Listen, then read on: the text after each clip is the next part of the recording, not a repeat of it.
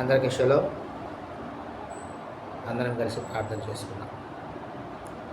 మహోన్నతుడ, సర్వాధికారి, సర్వసృష్టికర్త, మహోన్నతుడ, దయామయుడ, కరుణామయుడ, అర్చనేకుడ, అద్వితీయుడ, బలపరచు తండ్రి, సహాయము చేయి తండ్రి. మీ ఘనమైన నామమునకు స్తుతులు చెల్లించుకుంటున్నాను. ఈ ఉదయకాల సమయంలో వాక్యమును ధ్యానించిన ప్రకారముగా మా బ్రతుకములను, మా జీవితములను మార్చుకునే నీతి న్యాయములు జరిగించడి వారిగా మమ్మల్ని బలపరుస్తూ మా మార్గంలో సరళం చేస్తున్న తండ్రి, మీ ఘనమైన నామమునకు స్తుతులు చెల్లించుకుంటున్నాను. మీ సారూప్యతలోనికి మారగలిగే మార్గములను మేము కుడికి కానీ అడుగుకు కానీ త్రొట్టెలకుండా నీ మార్గంలో నడుచున్నట్లుగా మమ్మల్ని బలపరుస్తున్నందుకే మీకు వేలాది స్తోత్రాలు చెల్లించుకుంటూ ఈ మా రక్షకుడు, విమోచకుడు విశ్వమెస్సే నామని అడిగి పొందుకుంటున్నాం తండ్రి. ఆమేన్. నిన్ను నమ్మినట్లు నేను వేరే ఎవరిని నమ్మలేదయ్యా. నీకు నాకు మధ్య దూరం తొలగించావు వదిలుండలేక.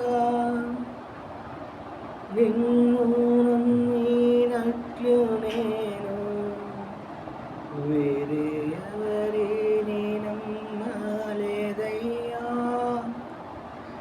నీకు నాకు మధ్య దూరం తొలగించావు కదిలుండలేక. నా ఆనందం కోరేవాడా, నా ఆశలు తీర్చేవాడా, నా ఆనందం కోరేవాడా, నా ఆశలు తీర్చేవాడా, క్రియలున్న ప్రేమానిది, నిజమైన ధన్యత నాది. యెషూవా, యెషూవా, యెషూవా, యెషూవా, యెషూవా,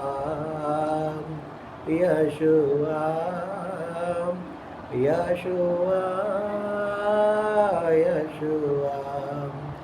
మేలు చేయక నీవు ఉండలేవయ్యా, ఆరాధించక నేను ఉండలేనయ్యా. మేలు చేయక నీవు ఉండలేవయ్యా, ఆరాధించక నేను ఉండలేనయ్యా. యెషూవా, యెషూవా, యెషూవా, యెషూవా. నెహెమ్యా గ్రంథము 8వ అధ్యాయాన్ని మనం ధ్యానించుకుంటూ ఉన్నాం. ఈ 8వ అధ్యాయంలో 7వ నెల అందరూ కలిసి ఏకమనస్కులై మోషే ధర్మశాస్త్రమును తెమ్మని ఎజ్రాను శాస్త్రితో చెప్పగా, 7వ మాసము మొదటి దినమున ఎజ్రా ఆ యొక్క ధర్మశాస్త్రమును తీసుకుని వచ్చి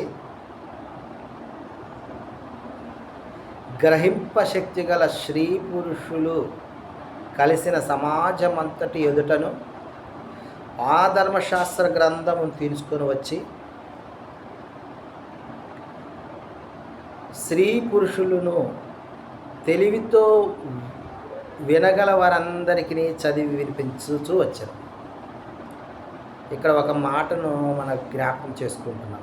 మొదటేమో ఏక మనస్కులై ఉన్నారు, రెండవదేమో తెలివితో వినగలిగిన వారికి ఎజ్రా ధర్మశాస్త్ర గ్రంథాన్ని వినిపిస్తూ వచ్చినట్లుగా చూస్తూ ఉన్నాను.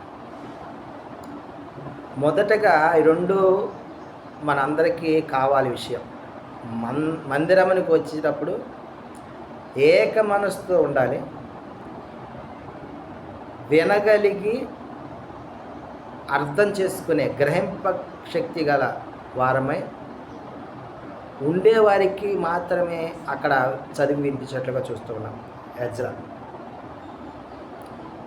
మరి అట్టి వారిగా ఉండి ఎలోహిం వారిని ఆరాధించడానికి, అంటే ఆరాధించటం అంటే ఆయన చెప్పే మాటలు విని మన బ్రతుకులను మార్చుకొనగలిగే శక్తి గలవారమై మనము మందిరంలోకి వెళ్ళినప్పుడు మనల్ని మార్చుకోవడానికి మనకు అవకాశం ఉంటుంది. మన ప్రవర్తన, మన క్రియల వలన అదోనే వారి నామానికి మహిమకరంగా ఉంటుంది.